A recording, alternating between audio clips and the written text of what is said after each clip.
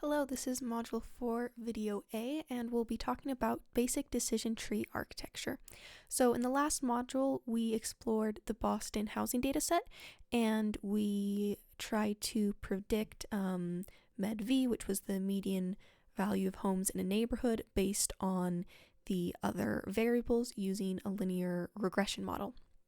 However, today we're going to be looking at the same data set but looking at decision trees instead. So what is a decision tree? Right here I have an image of a very small simple decision tree for this data set.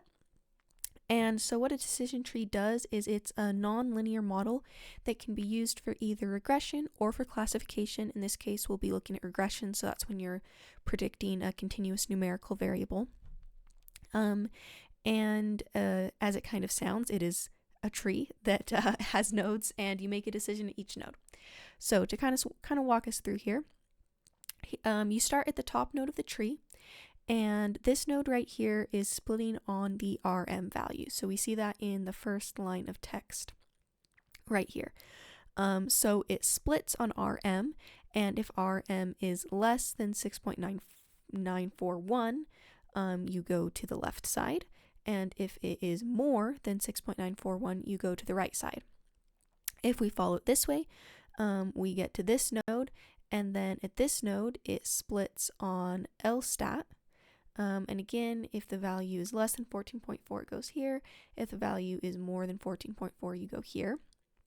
And so if I end up in this leaf node down here, that means that, okay, so I'm looking at a neighborhood that has RM less than 6.9, has LSTAT greater than 14.4, then my model is going to predict that the value of MEDV, what I'm trying to predict here, is 14.829.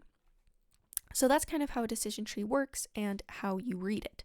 Now, as far as how a decision tree is actually made, what the model does is at each node, it is going to cycle through all of the available variables and see which variable it can make the most meaningful split on.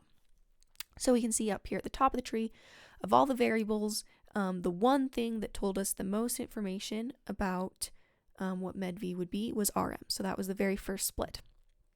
Then after that, for things that were below 0.69 RM, the thing that was going to give us, again, the best increase in accuracy at that point was splitting on LSTAT. But we can see over here on the right hand side, it actually splits on RM again.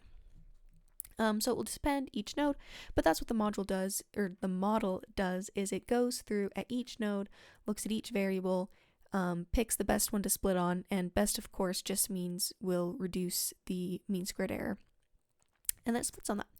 So that is decision tree basics, and in the next video, we'll talk about building one in Python using scikit-learn.